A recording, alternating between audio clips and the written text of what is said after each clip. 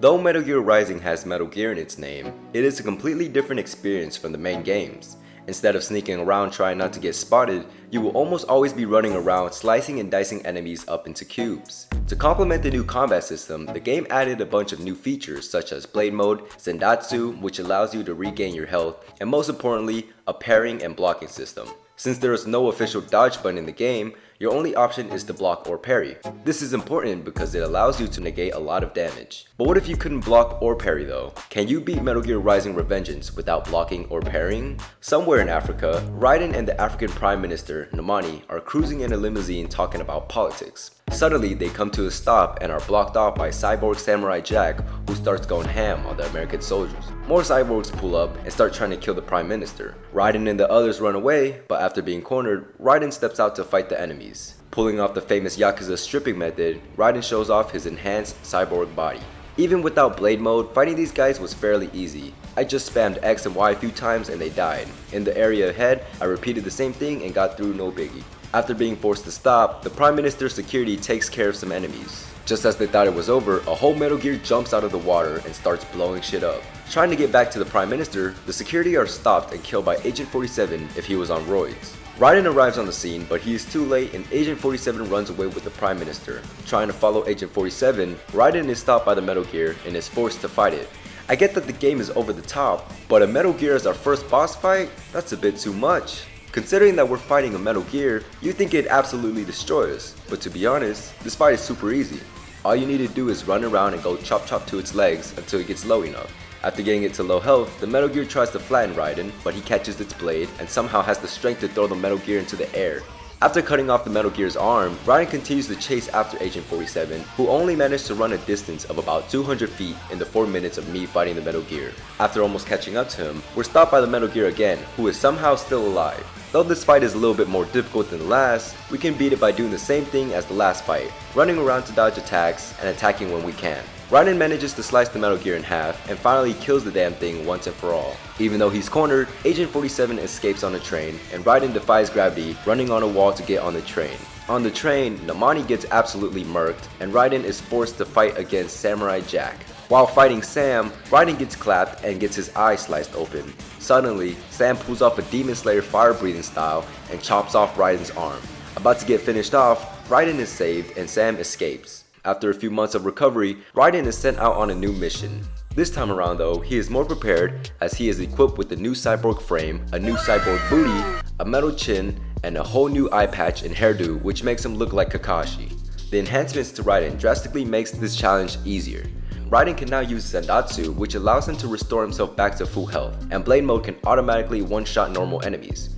We no longer need to perform combos on them when we can one-shot them. In the next section of the game, we are introduced to the Gecko, a heavily armored robot on 2 legs with a bunch of machine guns on it.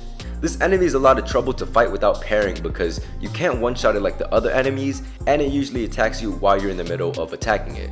I found the best way to fight this enemy is to run around until it does a stomping leg attack. When it does this, it gets stuck and triggers a QTE, which allows you to perform a Zendatsu on it. After clearing the area, Raiden walks through a corridor before he is attacked by Chainsaw Man, who just barely grazes Raiden's chin.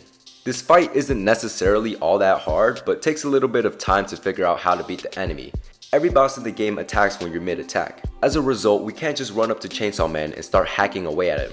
This is possible if we can block, but we can't, so we have to stagger him somehow. After getting my ass handed to me and restarting, I found that if you run around until Chainsaw Man finishes his attack, you can run at him and do a sliding attack with an overhead slam.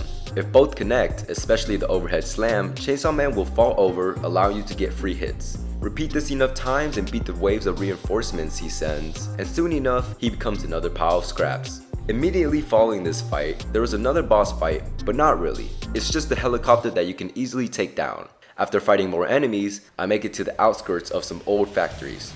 Raiden starts spying on the target, who looks like he's having a little lover's quarrel. Once the target leaves, Mistral blows Raiden a kiss, which scares him shitless because he didn't know he could actually pull some bitches. Raiden looks back to try and fulfill his dreams of finding love, but Mistral has ghosted the dude, destroying his dreams and adding another victim into the millions of men in the friend zone. After confronting Mistral, she starts spouting off about her life story and how her and Raiden have so much in common. Then, all the little robots start jumping on her and attaching their arms into her back, and I'm guessing this must feel amazing. because she starts moaning for some reason. I won't even lie to you, I was getting slapped up in this fight. With her elusive movements and the little robots always trying to slap your cyborg booty, you're constantly double teamed. This is even worse on the phase when you're on the pipe because you can only move left and right, so you can't really evade them. The only good thing though is that they do drop fuel cells to replenish your health. After getting her low enough, we're brought to the next phase. When first playing the game, I struggled with this part, but what helped me this time is using the lock-on feature and using my sliding attack often. This allows you to close the gap and get a few more hits in. If you use the move where you do a sort of spin attack, it can inflict a lot of hits and help with stun damage. Doing this repeatedly, Mistral gets frozen, sliced into a million pieces, and is finally gone for good. Suddenly, Dosaev commits suicide and blows up the whole plant with them. Now, after this mission, we're actually able to upgrade our character. This is very important because it allows us to deal more damage and gain more abilities. There isn't many abilities you need for this run, but the one that is absolutely necessary and a game changer is the defensive offensive. This move basically slashes an enemy and makes you dodge at the same time, allowing you to practically have a dodge button in the game. For the first time, we will be able to dodge without having to run away from enemies. This also means that we will barely be hit by enemies now.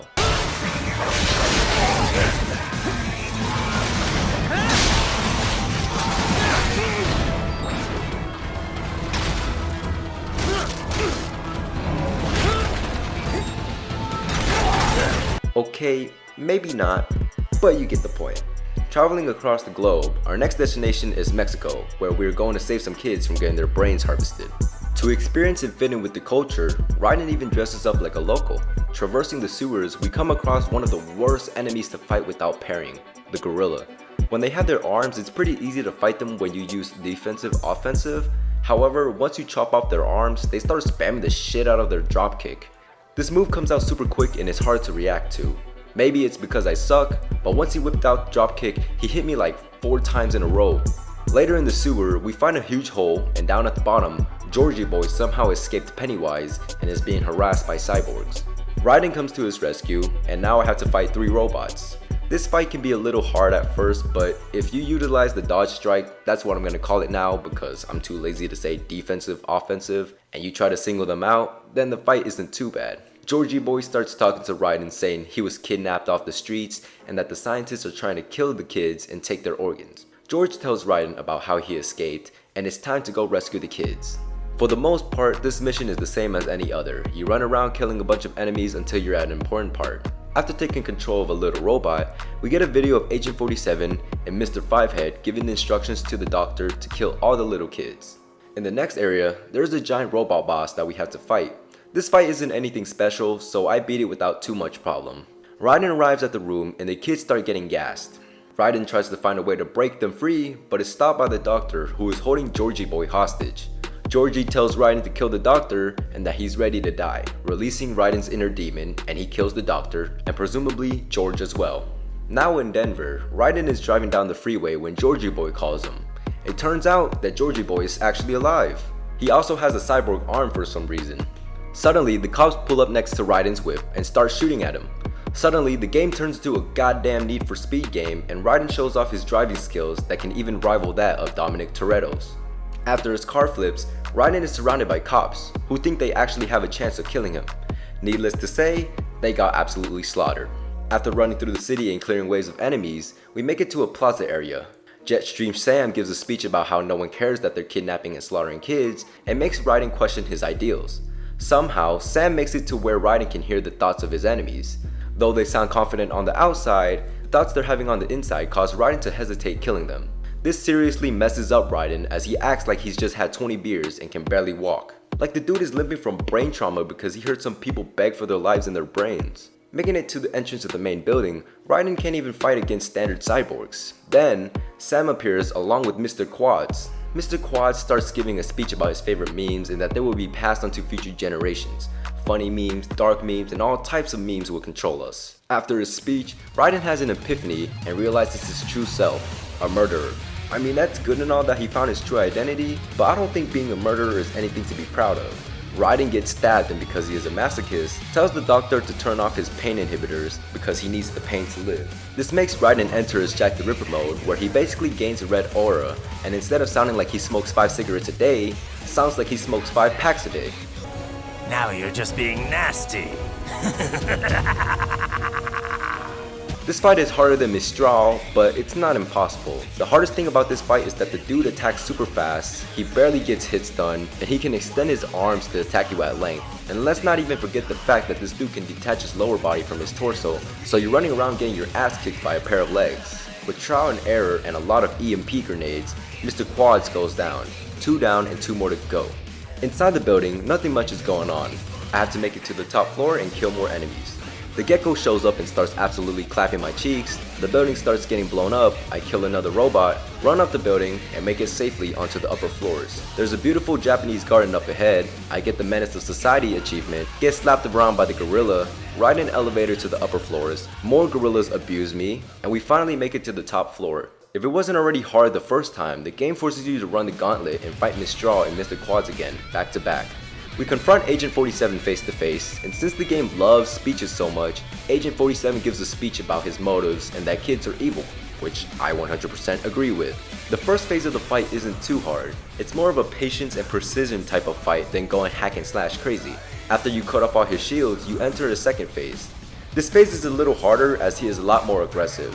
The dude even grabs a pole to attack me with. After whittling his health down, Agent 47 finally falls. Before he's fully dead, Agent 47 states that Operation Tecumseh is going to happen in 3 hours. Apparently it involves the president and will be an event that rivals 9/11. 4,500 miles away, there's no way to reach it with normal means, so we have to go meet with the specialist. The doctor comes to pick up Raiden, but they get attacked by 2 enemy jets. Raiden hijacks one, pulls off a crazy samurai stunt, and splits the other in half. Raiden tries to get back on the plane but falls off and now has to find a way out of the city. Borrowing a motorcycle, Raiden escapes the city and makes his way to the airbase. On the way, we meet Jetstream Sam and both men agree to a Mexican standoff to end things once and for all. This fight is honestly super fun and probably the hardest fight in the game. First off, you can't combo him and do as much damage as other bosses. Sam also likes to perform combos that are hard to dodge due to the attack's range and his follow-ups afterwards. Sometimes you can dodge his first strike, but he will still hit you with his follow-up attacks. With Sam, you also have to be very precise on your timing. The timing of his attacks are very careful, and if you don't get it right, you will be punished. This is overall a skill-based fight, and if you suck, good luck beating him. After 30 minutes of trying over and over and over, I finally beat Sam. For some reason, Raiden and Blade Dog decide to run to the airbase when the motorcycle still works. At the airbase, we meet a security guard looking at some hentai, and meet the engineer behind the plane we will be boarding, Sunny. At the age where I was building Lego kits, Sunny somehow manages to outdo even goddamn NASA and builds her own spaceship that can go considerably faster than Mach 2. Arriving in Pakistan, Blade Dog scouts ahead, but later we find him injured. All of a sudden the ground breaks and a Metal Gear pops out of the ground. Fivehead goes on a whole rant and gives a speech about the political and economic state of the world before he's had enough of me and tries to kill me. Fighting the Metal Gear is pretty easy if you use the dodge strike, since almost every attack can be dodged with that move. After getting destroyed, Fivehead steps out of the pilot capsule and starts absorbing the wires of the Metal Gear. And get this, not only does that make him look like he's juiced up to the max like Hulk, but he's gained the ability to turn black. With his new powers, Fivehead makes quick work of Raiden. Raiden gets his sword broken, and after getting his face punched in, decides to fight Fivehead with his bare hands. For some reason, he does better than when he was fighting with his sword. This isn't enough though, as Raiden still gets beat, but he fakes agreeing with the Senator to open him up, leading to an attack that gives us this beautiful scene.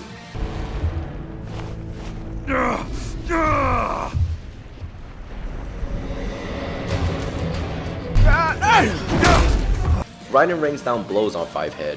It doesn't work, and Fivehead does the same to Raiden, causing the Metal Gear to explode. Just as things look hopeless, Blade Wolf comes to the rescue with Sam's sword and gives it to Raiden. I'm just gonna let you guys watch this scene because in my opinion it's cool as hell and Raiden says one of the coolest quotes ever. I'm strong! I said my sword was a tool of justice. Not used in anger. Not used for vengeance. But now I'm not so sure. And besides, this isn't my sword. This boss fight isn't too difficult as it's much easier than Sam. The only thing that sucked was during the first attempt, I got him down to around 40%, but I blocked the attack on accident, so I had to restart the whole fight again. After beating him down, Raiden replicates Kakashi's Shidori on Rin and destroys 5 heads hard. And that's the end of the game. There's a few other scenes where Georgie Boy spits game to Sunny and where Raiden is shown about to fight a bunch of cyborgs. So, can you beat Metal Gear Rising Revengeance without parrying or blocking? Yes, you can. It's not necessarily a super difficult challenge except when you're fighting the geckos or the gorillas, unless you have great timing. Though I don't fully recommend this challenge because being able to block and parry is still fun as hell, I do recommend fighting bosses without parrying, specifically Sam, because it's a lot of fun. Well, thank you all for watching, subscribe and like the video if you choose to do so, and maybe I'll make another video soon? Bruh. Or not. With that said, I will see you all next time.